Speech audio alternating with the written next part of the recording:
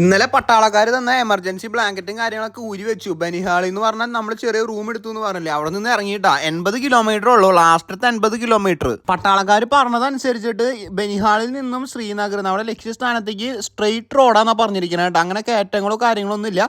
ബനിഹാൾ വരെയാണ് നമുക്ക് മല അങ്ങനത്തെ ഏരിയാസും കാര്യങ്ങളൊക്കെ ഉള്ളൂ കേട്ടോ. ഇന്ന് ഞാൻ ക്ലൈമറ്റ് നോക്കിയപ്പോൾ സണ്ണി ഡേ ആണ് കേട്ടോ. അതുപോലെ തന്നെ എല്ലാ മലനിരകളും കാര്യങ്ങളും എല്ലാം നല്ല വ്യക്തമായിട്ട് കാണാൻ പറ്റും കേട്ടോ. നല്ല ഭംഗിയുണ്ടായിരുന്നു ആ റോട്ടിൽ കൂടെ റൈഡ് ചെയ്യാൻ വേണ്ടിയിട്ട്.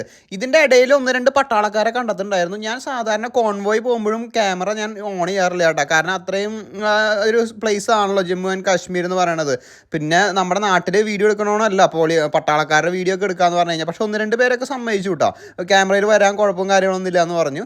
അതിനുശേഷം നമ്മുടെ അവസാനത്തെ ടണൽ എത്തിയിട്ടാ, ശ്രീനഗറിലേക്കുള്ള അവസാനത്തെ ടണൽ. ഇത് കഴിഞ്ഞ് കഴിഞ്ഞാൽ പിന്നെ ടണലും കാര്യങ്ങളൊന്നും ഇല്ല, സ്ട്രെയിറ്റ് റോഡാണെന്ന് പറഞ്ഞത് കേട്ടോ. നമുക്ക് സുഖമായിട്ട് അതേ സ്പീഡിൽ നല്ല കിലോമീറ്റർ കവർ ചെയ്യാൻ പറ്റും. എനിക്കൊരു 25-30 കിട്ടുന്നുണ്ടായിരുന്നു കേട്ടോ സ്പീഡ്. സാധാരണ സൈക്കിളാണ് ഇത്, നോർമൽ ഇലക്ട്രിക് സൈക്കിളൊന്നും അല്ല. ടോഡിൻ്റെ TD 850 സാധാരണ ഒരു MTB സൈക്കിൾ, ബഡ്ജറ്റായിട്ട് കിട്ടുന്ന ഒരു സൈക്കിളാണ്. അങ്ങനെ പോയിക്കൊണ്ടിരിക്കുമ്പോഴാണ് ഭയങ്കര നീളവും വീതിയുള്ള ഒരു ഹൈവേ കണ്ടത് കേട്ടോ. പിന്നെ എനിക്ക് മനസ്സിലായി, മുന്നേ നേരത്തെ ഒരു സുഹൃത്ത് പറഞ്ഞിട്ടുണ്ടായിരുന്നു ഇവിടെ ഒരു റൺവേ ഉണ്ടെന്ന്. എന്ന് വെച്ച് കഴിഞ്ഞാൽ നമുക്ക് അടിയന്തര ഘട്ടങ്ങളിൽ നമുക്ക് എയർപോർട്ട് ഉപയോഗിക്കാനോ അല്ലെങ്കിൽ എന്തെങ്കിലുമൊക്കെ ഇഷ്യൂ വരുമ്പോൾ നമുക്ക് ഈ റോട്ടിലാണ് കേട്ടോ നമുക്ക് പ്ലെയിൻ ഇറക്കാം. റൺവേ പോലെ ഇത് പ്രവർത്തിക്കും. അതിനുള്ള നീളവും വീതിയും കാര്യങ്ങളും എല്ലാം ഈ റൺവേന് ഉണ്ട് കേട്ടോ. ഹൈവേ കൂടെയാണ് ഇത് പണിതിരിക്കുന്നത്.